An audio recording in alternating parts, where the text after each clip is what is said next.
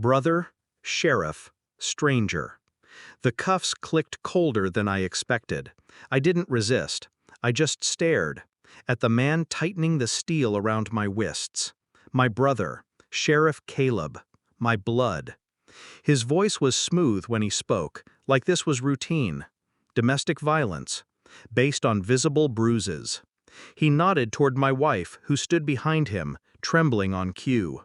Makeup smeared just right, tears like art. My kids hid behind her legs like they'd been told to. I turned my head to her, searching for anything. Guilt, fear, even a flicker of remorse. Nothing. Just that same blank mask she wore during our last 3 months of silence. The squad car door shut behind me like a vault, sealing away the last breath of my former life. No one spoke during the ride, until we got there. He leaned in close, lips near my ear, breath stale with triumph. "She's filing for divorce tomorrow," he whispered. "By the time you get out, we'll be married. Your kids will call me Dad." Then he slipped something into my lap. Photos. Him. With her. With them. Smiling. Perfect little lies caught in glossy frames.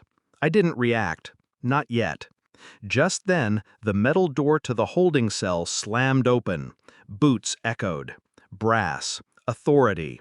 A military general stepped in like he owned the place and locked eyes with my brother. "Release him. Now." Caleb's smirk cracked, just slightly. They didn't expect someone like General Maddox to know me, but he did, from a past I never talked about. Classified. Buried. Clean. "I owe you," he said simply as I stepped out. "Let's fix this mess." My brother's face drained. My wife stared from behind glass. I didn't ask questions, didn't speak. But inside, a chasm opened. Cold. Vast. She staged the bruises, filed the complaint, knew he'd arrest me. They coordinated it all. And the kids? They'd been coached, manipulated. I could feel it in the way they wouldn't look me in the eye. The betrayal wasn't just intimate, it was surgical. They didn't want me gone. They wanted me replaced. By my own brother. I played the role. Released on a technicality, charges dropped, but not forgotten. I smiled at reporters, said little, avoided social media. Let them think I was broken. Meanwhile, I traced the steps they didn't think I'd question. Bruise makeup residue found in our bathroom trash. Her phone backups showed deleted messages, hundreds, all to Caleb.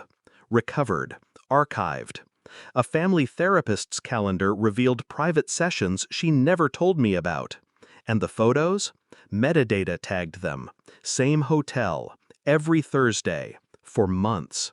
I found a letter hidden in her drawer, unsent, unfinished. I can't keep pretending around him.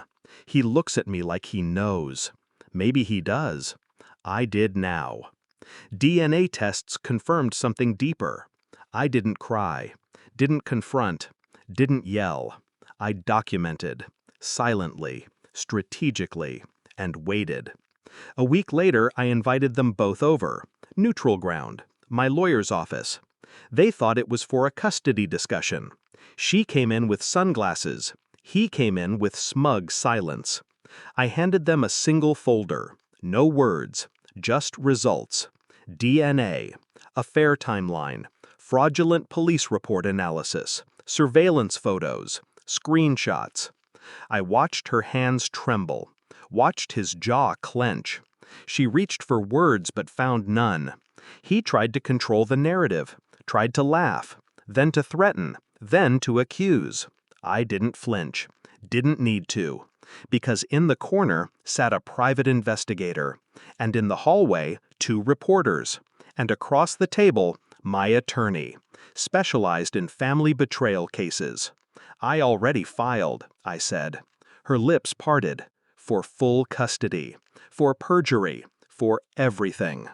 3 weeks later, they stood on opposite sides of a courtroom. Not together, not anymore. I didn't ruin them. They did that themselves. I just arranged the spotlight. Her lawyer withdrew after discovering her false claims. His badge was suspended after internal review and conflict of interest findings.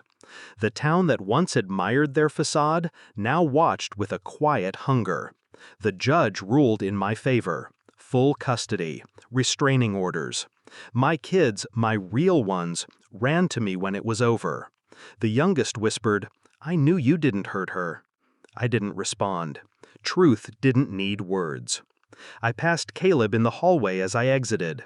He tried to speak. I didn't stop walking. Didn't even blink. People ask me why I'm calm, why I didn't lash out, why I didn't scream. I did worse. I stayed silent. Let the truth bleed them out. I don't feel satisfaction, not exactly, just emptiness. Like the part of me that loved either of them rotted, quietly, while they played their game. I buried the photos, not out of pain, but because I don't need reminders. They don't exist anymore, not to me. The last thing I said to my brother? Nothing. Because some things are colder than hatred. Some things are final, like silence.